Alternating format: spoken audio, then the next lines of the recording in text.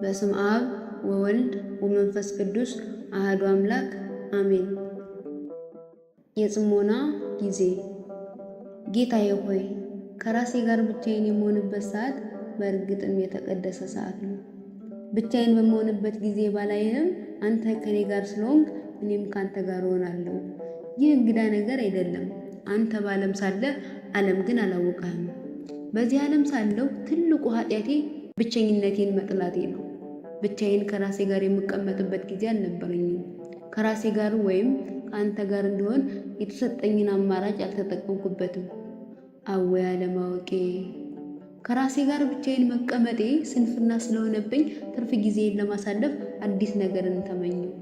በዓለም በምኖርበት ጊዜ በሐሳብ ደረጃ በብቸኝነት ከራሴ ጋር የመሆንን ጥቅም እረዳ ነበር።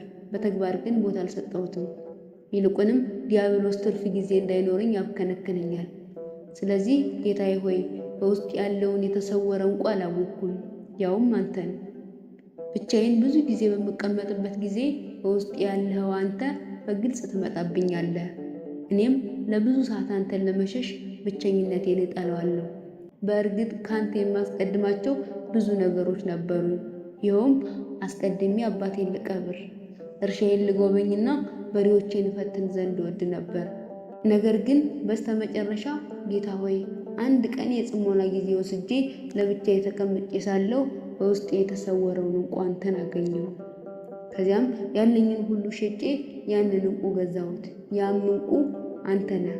ስለዚህ ከዚያ ሰዓት ጀምሮ አንተ የኔ ነህ። የንስሐ ቃሌንም ላንተ እሰጣለሁ። ብቻዬን በማሳልፋቸው ሰዓታት ሁሉ ከዚህች ዓለም ይልቅ የከበርኩ ፍጥረት እንደሆንኩ ይሰማኛል። አንተ ሰው ዓለምን ሁሉ ቢያተርፍ ነፍሱን ግን ቢጎዳ ምን ይጠቀማል ስትል እንደተናገርከው የማርቆስ ወንጌል ምዕራፍ 8 ቁጥር 36። ሁሌም ክቡር ፍጥረት መሆኔን ሳስብ ዓለምን አጥብቄ እጠየፋታለሁ። ያንዳንዱንም ነገር ለመናቅ ኃይልን ካንተ ወስዳለሁ። የዓለምን ነገር ሁሉ በምንቅበት ጊዜ ከአንተ ጋር ስለሆንኩ አትፍራ በማለት ታበረታታኛለህ። ኦሪት ዘፍጥረት ምዕራፍ 26 ከቁጥር 26።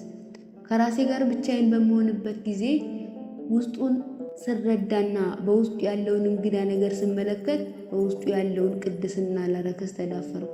ሁሉንም ነገር ላንተ እናገራለሁ። ከባዕዳን እጅ እንድታድነኝ ጠይቃለሁ።